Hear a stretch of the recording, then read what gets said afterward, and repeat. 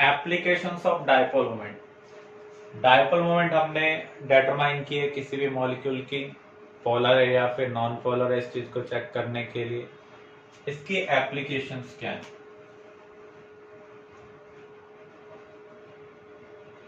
एक तो हम ऑलरेडी कवर कर चुके हैं, to determine percentage ionic character,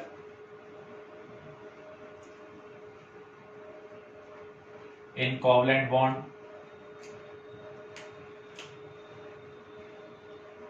molecule polar है या फिर नॉन पोलर है,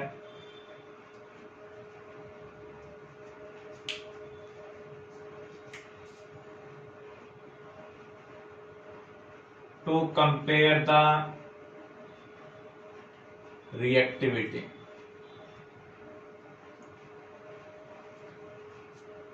रिएक्टिविटी किसके ऊपर डिपेंड करती है? Directly proportional to polarity of bond. जितनी ज्यादा बॉन्ड की पोलैरिटी होगी उतना इजीली वो ब्रेक हो पाएगा, उतनी ज्यादा उसकी रिएक्टिविटी होगी।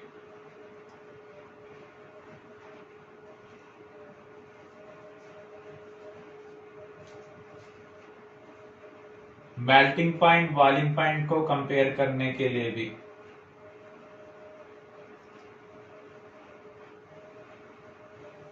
हम इसका यूज कर सकते हैं। जो बॉइलिंग पॉइंट है वो पोलैरिटी के डायरेक्टली प्रोपोर्शनल होता है। जिस मॉलिक्यूल की पोलैरिटी ज्यादा होगी उसका बॉइलिंग पॉइंट भी क्या होगा? ज्यादा होगा। फॉर एग्जाम्पल ये बेंजीन है, बेंजीन में 1-2 पोजीशन पर जब हम ग्रुप लगाते हैं तो उसे हम बोलते हैं ऑर्थो। 2 क्लोरीन लगाए हैं तो इसे हम कहेंगे ऑर्थो डाइक्लोरोबेंजीन।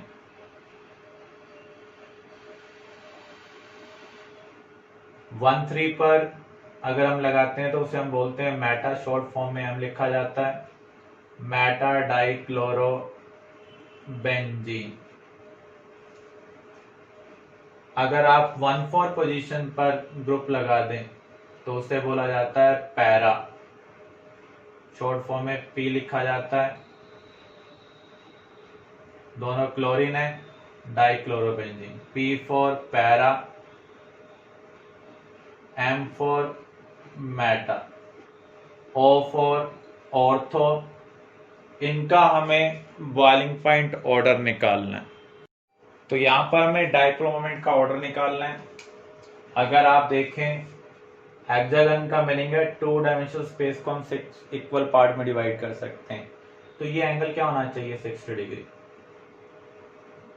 यहां पर एंगल क्या है?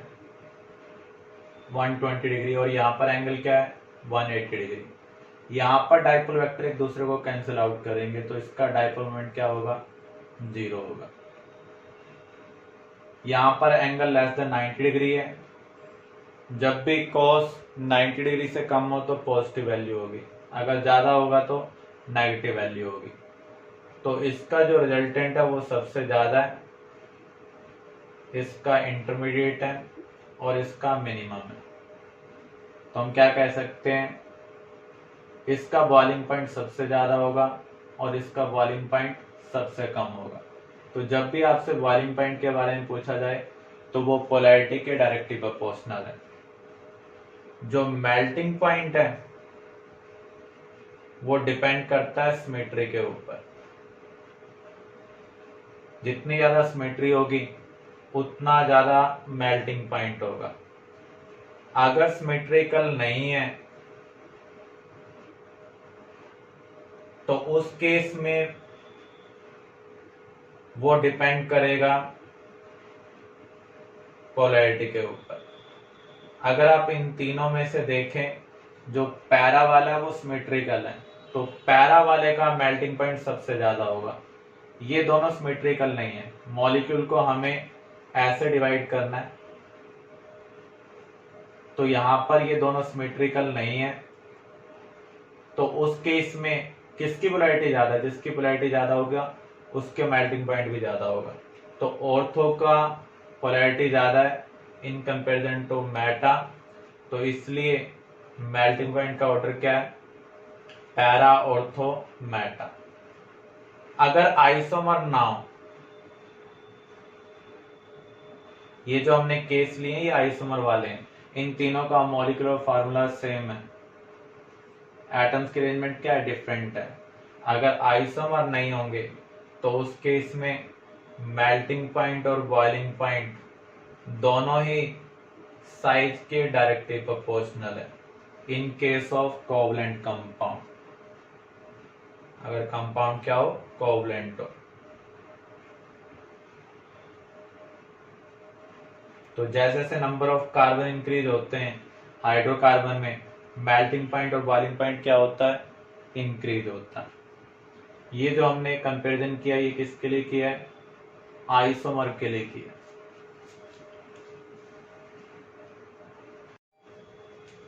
अगर हम एल्कीन को कंसिडर करें, फॉर एग्जांपल ब्यूटोइन,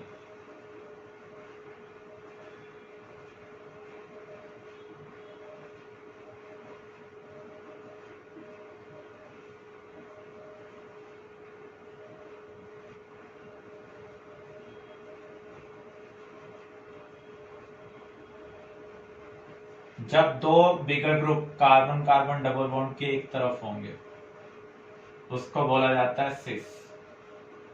ये हम ऑर्गेनिक में स्टडी करेंगे। अगर अपोजिट साइड में हो दो बिगर ग्रुप तो उसे बोला जाता है ट्रांस।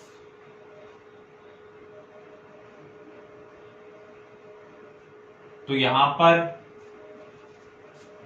डायपोल वेक्टर की डायरेक्शन क्या है, मोर इलेक्ट्रोनेगेटिव की तरफ। ये sp3 कार्बन है, ये sp2 कार्बन क्या होता है, मोर इलेक्ट्रोनेगेटिव। तो यहाँ पर डायपोल वेक्टर ऐड होने के लिए आ रहे हैं, जबकि इस केस में आप देखेंगे डायपोल वेक्टर एक दूसरे को अपोज कर रहे हैं, तो इसका जो रिजल्टेंट होगा वो क्या होगा, 0 होगा। हर केस में कोई ट्रांस में जरूरी नहीं कि 0, वो डिपेंड करेगा ग्रुप किस टाइप के कनेक्टेड। तो यहाँ पर इसका dipole moment not equal to 0 है, जबकि इसका 0। ये आइसोमर है, दोनों का मॉलिक्यूलर फार्मूला सेम है, तो हम क्या कह सकते हैं, जो बॉइलिंग पॉइंट है वो सिस का ट्रांस से ज्यादा होगा, क्योंकि सिस ज्यादा पोलर है। लेकिन जो मेल्टिंग पॉइंट है वो सिमेट्री के ऊपर डिपेंड करता है। ट्रांस के केस में अगर आप देखें, जो pattern carbon carbon double bond के ऊपर है वही क्या है, नीचे है, और जो ग्रुप ऊपर की ओर प्रेजेंट है वही ग्रुप नीचे की ओर प्रेजेंट है। तो ट्रांस का जो मेल्टिंग पॉइंट है वो सिस से ज्यादा होगा। इसका रीजन क्या है, जो ट्रांस है वो क्या है, सिमेट्रिकल। आइसोमर्स के केस में जो बॉइलिंग पॉइंट है वो पोलैरिटी के ऊपर डिपेंड करता है, मेल्टिंग पॉइंट सिमेट्री के ऊपर डिपेंड करता है। अगर सिमेट्रिकल नहीं है तो मेल्टिंग पॉइंट भी किसके ऊपर डिपेंड करता है, पोलैरिटी के ऊपर डिपेंड करता है।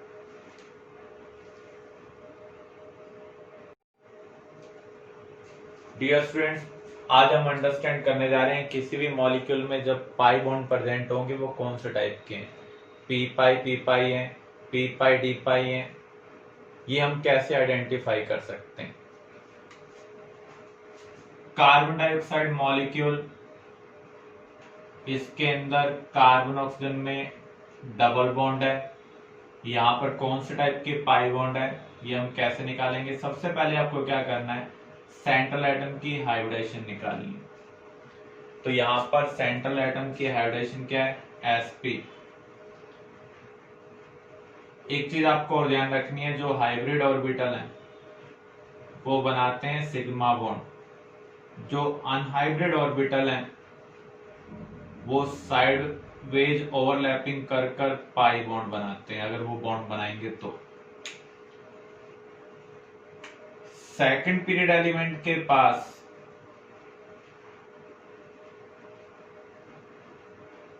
कोई डी ऑर्बिटल नहीं होते हैं, तो जब भी second period element pi bond बनाएंगे तो वहां पर उनकी तरफ से पी का कंट्रीब्यूशन होगा। ये भी सेकंड पीरियड का है और ये भी किसका है, सेकंड पीरियड का। तो यहाँ पर जो पाई बॉन्ड बना है वो पी के ओवरलैप से बना है, तो इसलिए हम इसे पी पाई बॉन्ड कहेंगे। ये भी सेकंड पीरियड का और ये भी क्या है, सेकंड पीरियड का। तो यहाँ पर भी जो पाई बॉन्ड है वो कौन सा है, पी पाई। कार्बन के पास 2 हाइब्रिड ऑर्बिटल हैं और 2 अनहाइब्रिड ऑर्बिटल हैं। अनहाइब्रिड कौन से हैं, पी वाले हैं। तो इसका पी इसके पी के साथ ओवरलैप करेगा साइडवेज, ऐसे इसका पी इसके पी के साथ साइडवेज ओवरलैप करेगा। तो यहाँ पर पी पाई है और यहाँ भी क्या है, पी पाई। तो हम यहाँ पर क्या कह सकते हैं, number of P pi bond कितने हैं, 2। Number of P pi bond 0। अब हम चेक करते हैं नाइट्रेट आयन में। नाइट्रेट आयन की स्ट्रक्चर क्या होगी,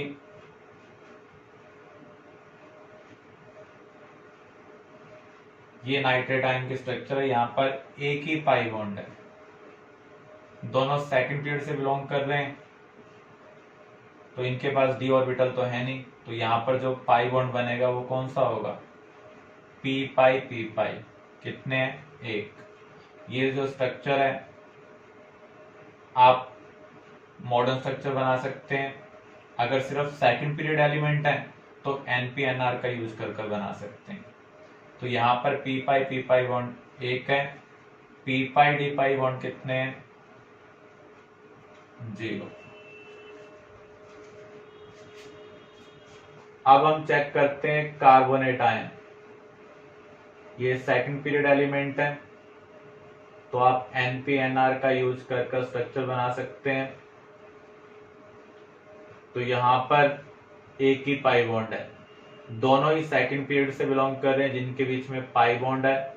तो यहाँ पर जो पाई बॉन्ड होगा वो कौन सा होगा, पी पाई।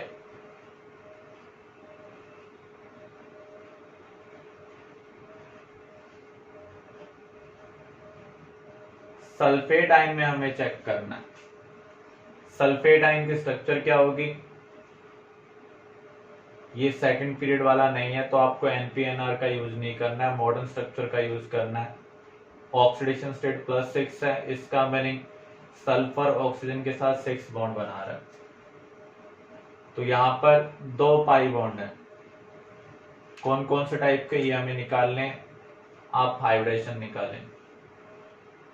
क्या है, sp3।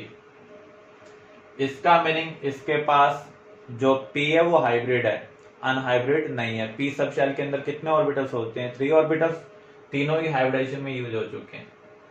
जो यहाँ पर अनहाइब्रिड बचे हैं वो क्या होंगे, डी होंगे। तो अगर सल्फर यहाँ पर फर्दर पाई बॉन्ड बनाने जा रहा है तो वहां पर पाई बॉन्ड बनाने में यूज कौन हो रहा है, डी यूज हो रहा है। तो इसकी तरफ से डी, ऑक्सीजन की तरफ से पी, क्योंकि ये सेकंड पीरियड है इसके पास डी नहीं हो सकता है। तो ये वाला जो पाई बॉन्ड होगा ये कौन सा होगा, पी पाई डी पाई, क्योंकि यहाँ पर सल्फर की हाइब्रिडेशन क्या है, sp3 है। यहाँ पर कोई भी अनहाइब्रिड p नहीं है, p के बाद क्या आता है, d, जो हाइब्रिडाइज में यूज नहीं हुआ है इसलिए वो अनहाइब्रिड होगा। तो ये पाई बॉन्ड भी कौन सा है, पी पाई डी पाई। तो यहाँ पर हम ये कह सकते हैं number of P pi bond कितने हैं, 0 है। पी पाई डी पाई बॉन्ड कितने होंगे, 2 होंगे। अब हमें चेक करना है SO3 में।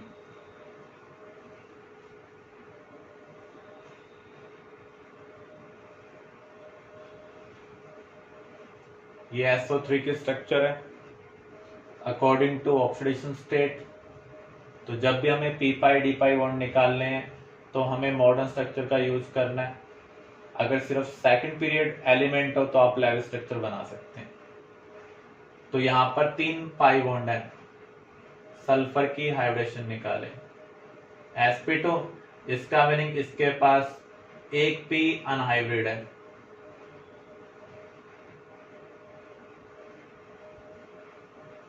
जितने पाई बॉन्ड हमने बनाने हैं उतने ही अनहाइब्रिड ऑर्बिटल यूज करने हैं। तो सल्फर 1 पी बॉन्ड, जो पी ऑर्बिटल है वो पाई बॉन्ड बनाने के लिए यूज करेगा, और दो डी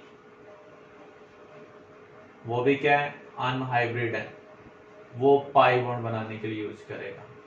तो आप ये कह सकते हैं एक पाई बॉन्ड तो होगा पी पाई, दूसरा क्या होगा पी पाई डी पाई, तीसरा भी क्या होगा पी पाई डी पाई। तो यहां पर number of P pi bond है 1, क्योंकि यहां पर एक ही पी अनहाइब्रिड था। पी पाई डी पाई बॉन्ड कितने हैं 2। अब हम एक मॉलिक्यूल के लिए और निकालते हैं, फॉस्फेट के लिए।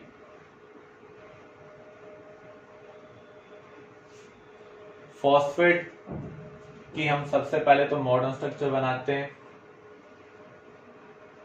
According to oxidation state.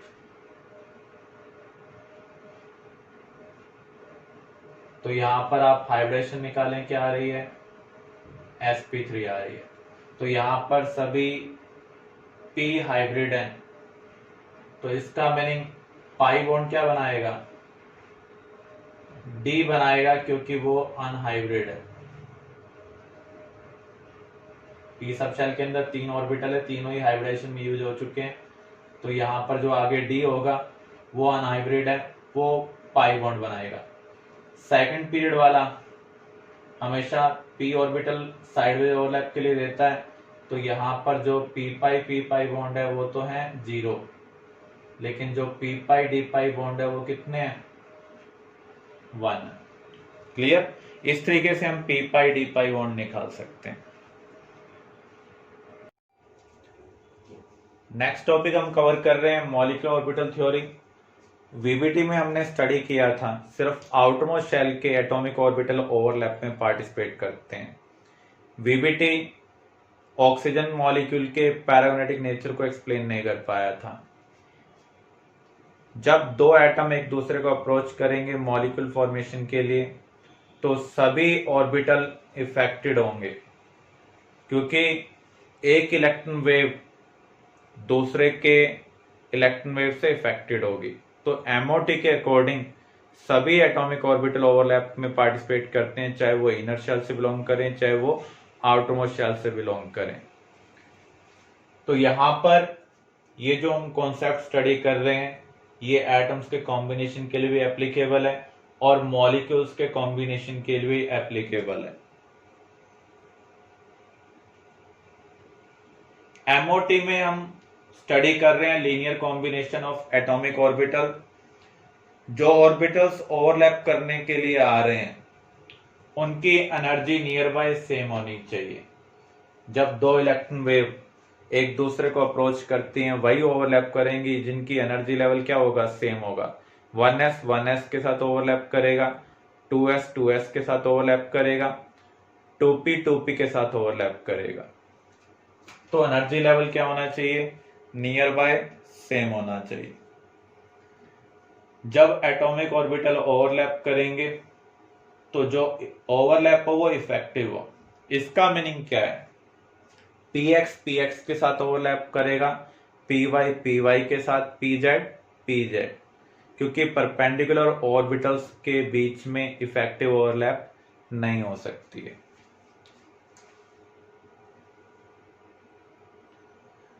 जब ऑर्बिटल ओवरलैप करते हैं तो वहां पर दो पॉसिबिलिटी होंगी। अगर उनका वेव फंक्शन का साइन सेम है तो उस केस में जो ओवरलैप होगी उसे हम कहेंगे कंस्ट्रक्टिव ओवरलैप। इसका मीनिंग जो वेव फंक्शन है वो इन फेज है। फेज होने पर उनका कॉम्बिनेशन होता है। कॉम्बिनेशन होने पर जो इलेक्ट्रॉन डेंसिटी है बिटवीन न्यूक्लियस इंक्रीज होगी in comparison to combining atomic orbital.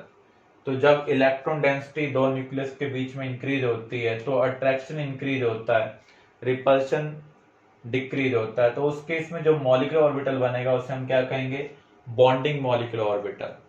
अगर दो वेव फंक्शन के जो साइन है वो एक दूसरे से मैच नहीं करते हैं तो उस केस में वो आउट ऑफ फेज होंगे, डिस्ट्रक्टिव इंटरफेरेंस होगा। डिस्ट्रक्टिव इंटरफेरेंस में आप ये कह सकते हैं सब्ट्रैक्शन होगा, दो न्यूक्लियस के बीच में जो इलेक्ट्रॉन डेंसिटी है वो डिक्रीज हो जाएगी।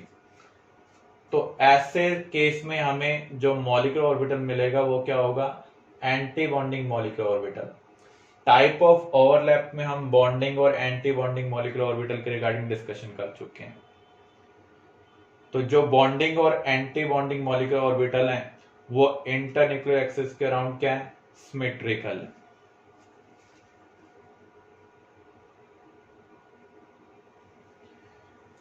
तो जब एटॉमिक ऑर्बिटल कंबाइन करते हैं, जितने एटॉमिक ऑर्बिटल कंबाइन होंगे उतने ही मॉलिक्यूलर ऑर्बिटल प्रोड्यूस होंगे। एओ यहां पर किसको रिप्रेजेंट कर रहा है, atomic orbitals, MO molecular orbitals. एक ऑर्बिटल के अंदर मैक्सिमम 2 इलेक्ट्रॉन आ सकते हैं और उनका स्पिन क्या होना चाहिए, अपोजिट होना चाहिए। जैसे रूल्स एटॉमिक ऑर्बिटल के लिए एप्लीकेबल है वैसे ही मॉलिक्यूलर ऑर्बिटल के लिए एप्लीकेबल है। आवा रूल के अकॉर्डिंग, उफबा रूल के अकॉर्डिंग जो इलेक्ट्रॉन्स हैं पहले किस में फिल किए जाते हैं, लोवेस्ट एनर्जी ऑर्बिटल्स में। जब वो कंप्लीटली फिल हो जाएंगे तब हम हायर एनर्जी ऑर्बिटल में फिल करेंगे। तो उसको हमें यहां पर भी फॉलो करना है। अगर सेम एनर्जी लेवल वाले ऑर्बिटल्स आ जाते हैं, डिजेनरेट ऑर्बिटल्स आ जाते हैं, तो उस केस में हम इलेक्ट्रॉन को 1-1 फिल करेंगे विद सेम स्पिन। इसका मीनिंग हंट्स रूल को हम यहां पर भी फॉलो करेंगे। जब हम कॉन्फ़िगरेशन राइट कर लेंगे जिसे हम कहेंगे मॉलिक्यूलर ऑर्बिटल कॉन्फ़िगरेशन, उसका यूज कर हम बॉन्ड ऑर्डर डिटरमाइन कर सकते हैं। बॉन्ड ऑर्डर हम कैसे निकालेंगे, number of bonding electron minus number of anti bonding electron by 2। अगर किसी केस में बॉन्ड ऑर्डर 0 आ रहा है तो वो मॉलिक्यूल एग्जिस्ट नहीं करेगा। अगर बॉन्ड ऑर्डर की वैल्यू पॉजिटिव है तो उस केस में वो मॉलिक्यूल एग्जिस्ट करेगा। जितना ज्यादा बॉन्ड ऑर्डर होगा उतनी ज्यादा मॉलिक्यूल की स्टेबिलिटी होगी। तो यहां पर हम लीनियर कॉम्बिनेशन को अंडरस्टैंड करने जा रहे हैं। आपके पास दो वेव फंक्शन है, अगर इनका साइन सेम है तो ये ऐड होंगे। तो क्या होगा, साई ए भी क्या होगा, psi A plus psi B. Electron density हमें कैसे पता चलेगी, इसका स्क्वायर कर अगर आप इसका स्क्वायर करेंगे तो हम क्या कह सकते हैं, ए प्लस बी स्क्वायर क्या होता है, a square plus b square plus 2ab। तो यहां पर ये एटॉमिक ऑर्बिटल की इलेक्ट्रॉन डेंसिटी है। तो यहां पर जो मॉलिक्यूलर ऑर्बिटल बना है उसकी इलेक्ट्रॉन डेंसिटी एटॉमिक ऑर्बिटल की इलेक्ट्रॉन डेंसिटी के सम से ज्यादा है। तो यहां पर हम ये कह सकते हैं जब कंस्ट्रक्टिव ओवरलैप होगी तो इलेक्ट्रॉन डेंसिटी बिटवीन न्यूक्लियस क्या होगी, इंक्रीज होगी।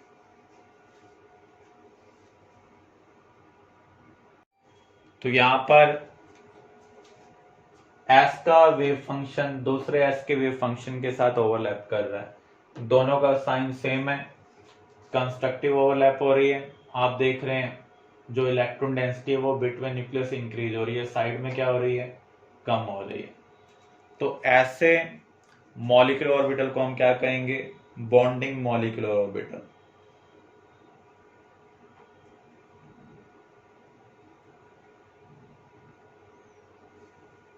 तो हमारे पास दो वेव फंक्शन है, यहां पर ये ऐड हो रहे हैं, तो इसलिए इलेक्ट्रॉन डेंसिटी बिटवीन न्यूक्लियस क्या हो रही है, इंक्रीज हो रही है।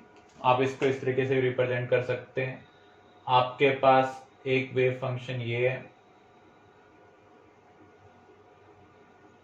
जिसे हम साई ए कह दें, दूसरा वेव फंक्शन है ये जिसे हम साई बी कहते हैं। आप देख सकते हैं यहां से जब हम एक्स एक्सिस के लॉन्ग आगे की ओर जा रहे हैं तो इसका भी वेव फंक्शन अपवर्ड जा रहा है, इसका भी क्या जा रहा है, अपवर्ड जा रहा है। दोनों की डायरेक्शन सेम है। इसका मीनिंग यहां पर ये फेज में है। जब फेज में होंगे तो उस इंटरफेरेंस को हम क्या बोलते हैं, कंस्ट्रक्टिव इंटरफेरेंस। या फिर आप इसको इस तरीके से अंडरस्टैंड कर सकते हैं, अगर हमें एक ही चीज बोलनी है एज ए ग्रुप, अगर हम एक ही डायरेक्शन में बोलें तो हमारी वॉइस और ज्यादा लाउड हो जाएगी। इसका मीनिंग जो वॉइस की वेव है वो ऐड हो रही है। तो ऐसे इंटरफेरेंस को हम क्या कहेंगे, कंस्ट्रक्टिव इंटरफेरेंस। तो ऐसे केस में जो एम्पलीट्यूड है इलेक्ट्रॉन वेव का वो इंक्रीज हो जाएगा,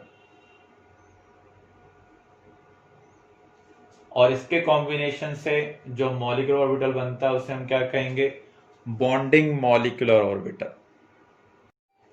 जब दो वेव फंक्शन का साइन अपोजिट होगा तो उस केस में वो आउट ऑफ फेज होंगे, डिस्ट्रक्टिव इंटरफेरेंस होगा। तो यहां पर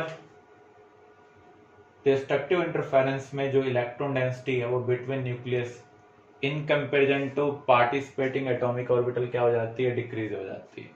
तो यहाँ पर हम यही चीज ऑब्जर्व कर रहे हैं, क्योंकि वेव फंक्शन का साइन सेम नहीं है, इलेक्ट्रॉन डेंसिटी बिटवीन न्यूक्लियस क्या हो रही है, डिक्रीज हो रही है। इसको आप सिंपल तरीके से इस तरीके ऐसे भी अंडरस्टैंड कर सकते हैं, आपके पास दो वेव फंक्शन है,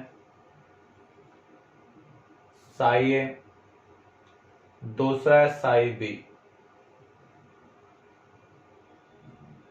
सेम टाइम पर अगर आप देखें, एक का वेव फंक्शन प्लस है, दूसरे का क्या है, माइनस है। तो इसका मीनिंग जब ये एक दूसरे को अप्रोच करेंगे तो ये सेम डायरेक्शन में नहीं है, आउट ऑफ डायरेक्शन है, आउट ऑफ फेज है। जब आउट ऑफ फेज होंगे तो एक दूसरे को ये सब्ट्रैक्ट करेंगे। इसका मीनिंग यहां पर डिस्ट्रक्टिव इंटरफेरेंस होगा। डिस्ट्रक्टिव इंटरफेरेंस में जो इलेक्ट्रॉन डेंसिटी है वो बिटवीन न्यूक्लियस क्या हो जाती है, डिक्रीज हो जाती है। तो यहां पर आप देख सकते हैं जो एम्पलीट्यूड है मॉलिक्यूलर ऑर्बिटल वेव फंक्शन का वो पार्टिसिपेटिंग एटॉमिक ऑर्बिटल से कम है। तो जब एंटी बॉन्डिंग मॉलिक्यूलर ऑर्बिटल बनता है तो उस केस में दो न्यूक्लियस के बीच में इलेक्ट्रॉन डेंसिटी कम हो रही है, जिसकी वजह से दो न्यूक्लियस एक दूसरे को ज्यादा विजुलाइज होंगे, तो रिपल्शन ज्यादा होगा। अगर इलेक्ट्रॉन यहां पर कम विजिट कर रहे हैं तो अट्रैक्शन डिक्रीज हो जाएगा। अगर रिपल्शन इंक्रीज हो, अट्रैक्शन डिक्रीज हो, तो ये चीजें बॉन्डिंग को सपोर्ट नहीं करते हैं, इसलिए हम इसे क्या बोलते हैं, एंटी बॉन्डिंग मॉलिक्यूलर ऑर्बिटल। जब दो एटॉमिक ऑर्बिटल एक दूसरे को अप्रोच करते हैं उनमें दोनों टाइप के इलेक्ट्रॉन है, क्लॉकवाइज भी और एंटी क्लॉकवाइज भी। अगर दो इलेक्ट्रॉन वेव जिनका साइन सेम है वो एक दूसरे को अप्रोच करें तो उस केस में जो इंटरफेरेंस होगा वो कौन सा होगा, कंस्ट्रक्टिव। कंस्ट्रक्टिव इंटरफेरेंस में बॉन्डिंग मॉलिक्यूलर ऑर्बिटल बनता है और electron density between two nucleus increase हो जाती है। अगर electron density between two nucleus increase हो जाएगी तो उस केस में दो न्यूक्लियस एक दूसरे को कम विजुलाइज होंगे। इसका मीनिंग रिपल्शन कम होगा, अट्रैक्शन ज्यादा होगा। जब भी अट्रैक्शन इंक्रीज होता है, रिपल्शन डिक्रीज होता है, तो उस केस में एनर्जी रिलीज होती है। इसका मीनिंग क्या है, जो बॉन्डिंग मॉलिक्यूलर ऑर्बिटल है उसकी एनर्जी पार्टिसिपेटिंग एटॉमिक ऑर्बिटल से क्या है, कम है। अगर आउट ऑफ फेज इंटरफेरेंस हो, डिस्ट्रक्टिव इंटरफेरेंस हो, तो उस केस में between two nucleus electron density कम हो जाएगी in comparison to participating atomic orbital. तो यहां पर जो एंटी बॉन्डिंग मॉलिक्यूलर ऑर्बिटल बन रहा है उसकी एनर्जी पार्टिसिपेटिंग एटॉमिक ऑर्बिटल से क्या है, ज्यादा है। तो इसकी एनर्जी पार्टिसिपेटिंग एटॉमिक ऑर्बिटल से ज्यादा है, जबकि इसकी एनर्जी पार्टिसिपेटिंग एटॉमिक ऑर्बिटल से कम है। तो जब 1s के साथ ओवरलैप करेगा, दो एटॉमिक ऑर्बिटल ओवरलैप कर रहे हैं तो हमें दो मॉलिक्यूलर ऑर्बिटल मिलेंगे, एक बॉन्डिंग मिलेगा और एक एंटी बॉन्डिंग। अगर साइन सेम है तो कंस्ट्रक्टिव इंटरफेरेंस हुआ, क्योंकि s और s में एक्सियल ओवरलैप होती है इसलिए बॉन्ड क्या बनेगा, सिग्मा। तो इसको हमने लिख दिया सिग्मा 1s। ये किसको रिप्रेजेंट कर रहा है, बॉन्डिंग मॉलिक्यूलर ऑर्बिटल को। और बॉन्डिंग मॉलिक्यूलर ऑर्बिटल की एनर्जी पार्टिसिपेटिंग एटॉमिक ऑर्बिटल से कम होती है। डिस्ट्रक्टिव इंटरफेरेंस होगा दूसरी पॉसिबिलिटी, तो उस केस में हमें एंटी बॉन्डिंग मॉलिक्यूलर ऑर्बिटल मिलेगा, क्योंकि यहाँ पर रिपल्शन ज्यादा है, तो इसलिए इसकी एनर्जी पार्टिसिपेटिंग एटॉमिक ऑर्बिटल से क्या है, ज्यादा है। तो यहाँ पर आप देख सकते हैं फिर से 1s ओवरलैप कर रहे हैं, एक बॉन्डिंग बन रहा है और दूसरा एंटी बॉन्डिंग। बॉन्डिंग की एनर्जी कम है in comparison to anti bonding, क्योंकि यहाँ पर अट्रैक्शन डोमिनेट कर रहा है तो ये बॉन्डिंग को सपोर्ट करेगा, यहाँ पर रिपल्शन डोमिनेट कर रहा है तो ये बॉन्डिंग को सपोर्ट नहीं करेगा। ये कंस्ट्रक्टिव इंटरफेरेंस से बन रहा है, दो न्यूक्लियस के बीच में इलेक्ट्रॉन डेंसिटी इंक्रीज हो रही है, यहाँ पर क्या हो रही है, डिक्रीज। इसको हम सिग्मा 1s से रिप्रेजेंट कर रहे हैं, इसको सिग्मा 1s स्टार से रिप्रेजेंट कर रहे हैं। सिग्मा इसलिए हमने लिखा है क्योंकि s और s एक्सियल ओवरलैप करते हैं, विदाउट स्टार बॉन्डिंग है, विद स्टार क्या होगा, एंटी बॉन्डिंग। तो यहां पर pz ओवरलैप कर रहे हैं, वेव फंक्शन का साइन सेम है, तो उस केस में कंस्ट्रक्टिव इंटरफेरेंस होगा, इलेक्ट्रॉन डेंसिटी बिटवीन न्यूक्लियस क्या हो रही है, इंक्रीज हो रही है, तो ये बॉन्डिंग मॉलिक्यूलर ऑर्बिटल है। यहाँ पर साइन अपोजिट है, तो यहाँ पर डिस्ट्रक्टिव इंटरफेरेंस हो रहा है, दो न्यूक्लियस के बीच में इलेक्ट्रॉन डेंसिटी क्या हो रही है, डिक्रीज हो रही है। अब जो px है, py है, वो साइडवेज ओवरलैप करते हैं, तो देखो यहां पर साइन सेम है, तो कंस्ट्रक्टिव इंटरफेरेंस साइडवेज ओवरलैप के केस में जो इलेक्ट्रॉन क्लाउड होगा वो इंटर न्यूक्लियर एक्सिस या मॉलिक्यूलर प्लेन से ऊपर और मॉलिक्यूलर प्लेन से नीचे होगा, तो ये बॉन्डिंग मॉलिक्यूलर ऑर्बिटल है। यहाँ पर साइन अपोजिट है, तो डिस्ट्रक्टिव इंटरफेरेंस होगा, तो यहाँ पर आप देख सकते हैं दो न्यूक्लियस के बीच में जो इलेक्ट्रॉन डेंसिटी है वो क्या हो रही है, डिक्रीज हो रही है। इसे हम क्या कहेंगे, एंटी बॉन्डिंग मॉलिक्यूलर ऑर्बिटल। तो यहाँ पर आप नोड्स देख सकते हैं, सिग्मा वाले केस में अगर हम बॉन्डिंग को कंसिडर करते हैं तो कोई भी नोड नहीं है, लेकिन एंटी बॉन्डिंग को कंसिडर करते हैं तो यहाँ पर एक नोडल प्लेन प्रेजेंट है। अगर आप पाई बॉन्डिंग को देखते हैं तो मॉलिक्यूलर प्लेन यहाँ पर क्या है, नोडल प्लेन है।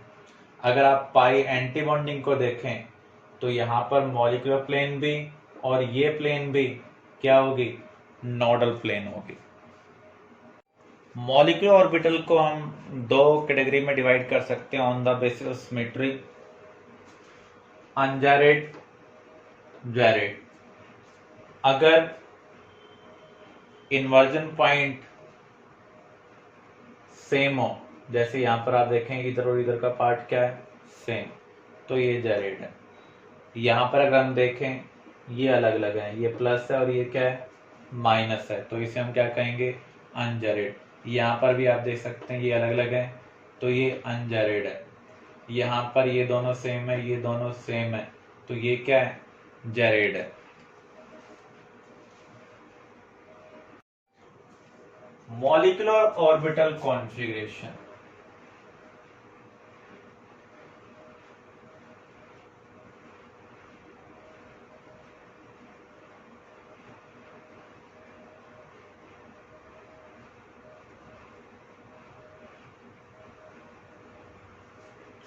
दो टाइप का कंसिडर करना है हमने, up to 14 electron, greater than 14 electron. ये जो हमें इलेक्ट्रॉन काउंट करने without charge on molecule calculate करने। फॉर एग्जाम्पल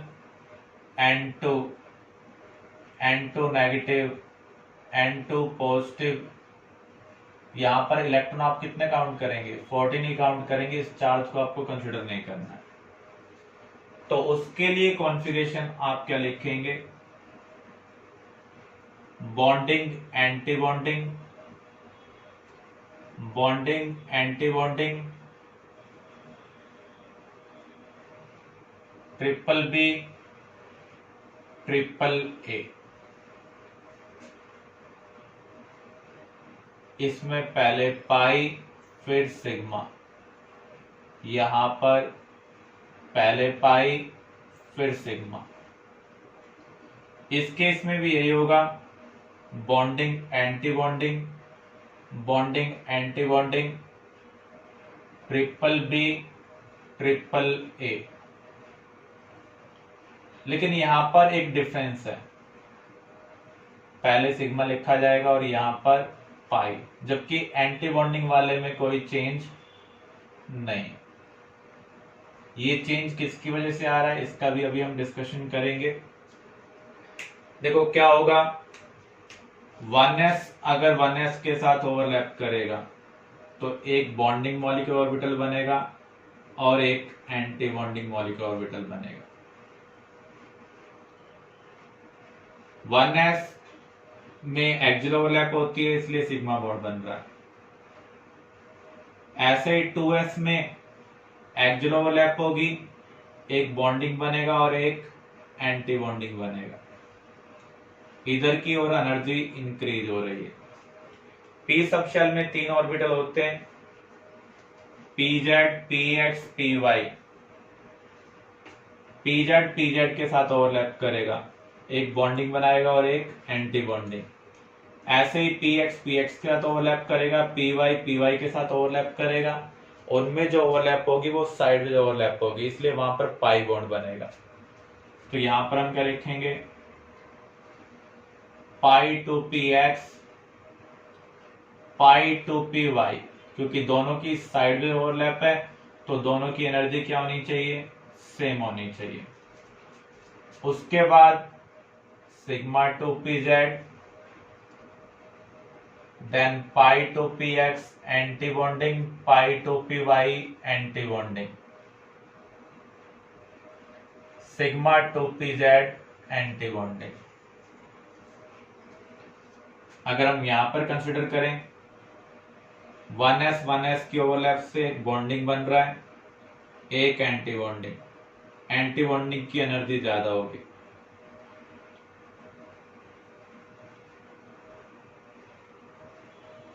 ऐसे यहां पर bonding anti bonding, p z p z की ओवरलैप से सिग्मा बनेगा तो यहां पर सिग्मा टू पी जेड आ जाएगा, then pi two P x, pi two P y, इसके बाद pi two P x, pi two P Y anti bonding, sigma two P Z anti bonding. इन दोनों के कॉन्फ़िगरेशन में एक ही डिफरेंस आ रहा है, बॉन्डिंग सिग्मा वाला इसमें हायर एनर्जी रख रहा है जबकि इसमें लोअर एनर्जी। तो जितनी ज्यादा ओवरलैप होगी उतना स्ट्रॉन्ग बॉन्ड बनेगा, उतनी ज्यादा इलेक्ट्रॉन डेंसिटी इंक्रीज होगी, उतनी कम एनर्जी होनी चाहिए। लेकिन यहां पर इसकी एनर्जी ज्यादा है। देखो पाई में ओवरलैपिंग कम होती है, सिग्मा में ओवरलैपिंग ज्यादा होती है। तो सिग्मा के केस में स्ट्रॉन्गर ओवरलैप होने की वजह से इलेक्ट्रॉन डेंसिटी ज्यादा होगी, तो इसको यहां पर होना चाहिए क्योंकि इसकी एनर्जी क्या होगी, कम होगी। लेकिन इसको ऊपर की ओर प्लेस किया गया, इसका रीजन क्या है? तो आपको ध्यान रखना है, अप टू नाइट्रोजन 2s और 2p में जो गैप है वो स्मॉल है, तो जिसकी वजह से जो सिग्मा 2s एंटी बॉन्डिंग है, सिग्मा 2pz बॉन्डिंग है, इनके बीच में हाई रिपल्शन हो जाता है तो दोनों इलेक्ट्रॉन क्लाउडी। तो रिपल्शन को कम करने के लिए ये शिफ्ट हो जाता है हायर स्टेट में। जो हम कॉन्फ़िगरेशन स्टडी कर रहे हैं वो अप टू 20 इलेक्ट्रॉन तक कवर कर रहे हैं, उससे ज्यादा वाले हमारे सिलेबस में नहीं है। तो ये दो कॉन्फ़िगरेशन हमें ध्यान रखने हैं, इसका यूज कर हम मॉलिक्यूल का ऑर्बिटल कॉन्फ़िगरेशन लिखेंगे, बॉन्ड ऑर्डर डिटरमाइन करेंगे, उनका मैग्नेटिक बिहेवियर डिटरमाइन करेंगे।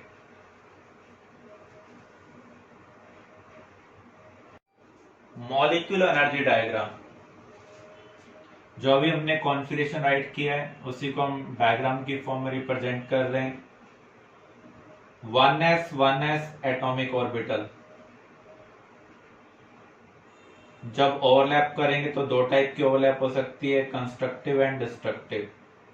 इसका मीनिंग बॉन्डिंग भी बन सकता है और एंटी बॉन्डिंग भी। बॉन्डिंग की एनर्जी पार्टिसिपेटिंग एटॉमिक ऑर्बिटल से कम होती है, एंटी बॉन्डिंग की क्या होगी, ज्यादा। ऊपर की ओर एनर्जी क्या हो रही है, इंक्रीज। ऐसे ही 2s ओवरलैप करेंगे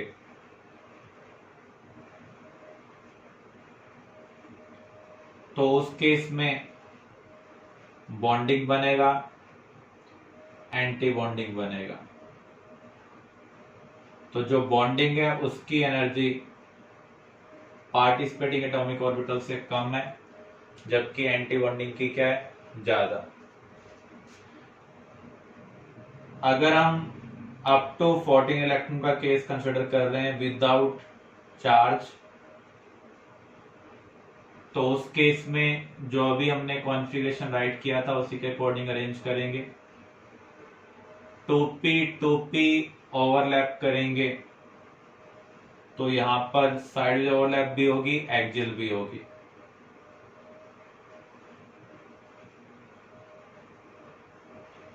अप टू 14 के केस में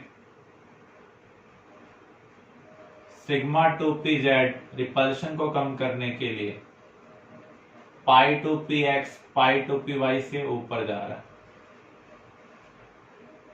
हम वही कॉन्फ़िगरेशन लिख रहे हैं लेकिन इसको पिक्टोरियल बेस पर लिख रहे हैं, इसलिए इसको एनर्जी डायग्राम बोला जा रहा है।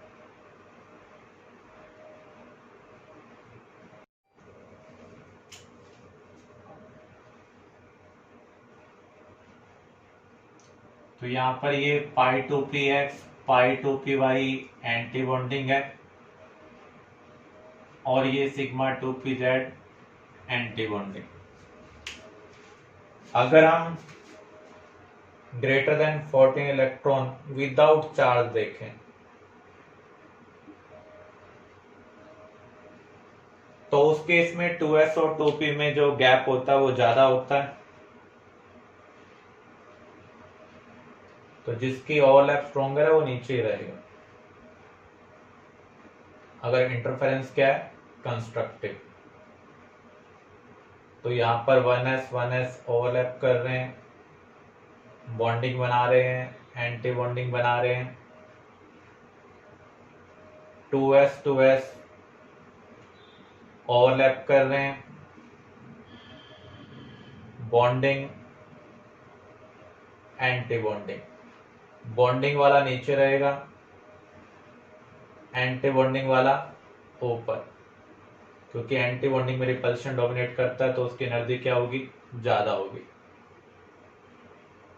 2p ओवरलैप कर रहे हैं तो आपको 3 बॉन्डिंग मिलेंगे, 3 एंटी बॉन्डिंग मिलेंगे।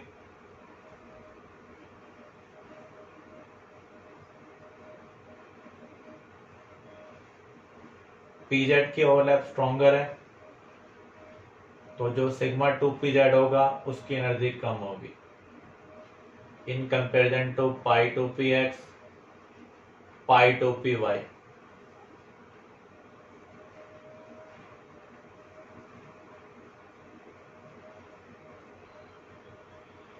एंटी बॉन्डिंग में पाई की एनर्जी कम होती है क्योंकि अपोजिट ओवरलैप भी कम है,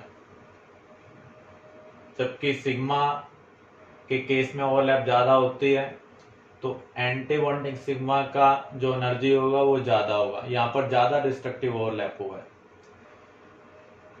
तो जब भी हम किसी भी मॉलिक्यूल के रिगार्डिंग डिस्कशन करेंगे इस ऑर्बिटल डायग्राम का यूज करेंगे या फिर मॉलिक्यूलर ऑर्बिटल कॉन्फ़िगरेशन का यूज करेंगे to determine order, magnetic behaviour. Next lecture में ये हम कवर करेंगे।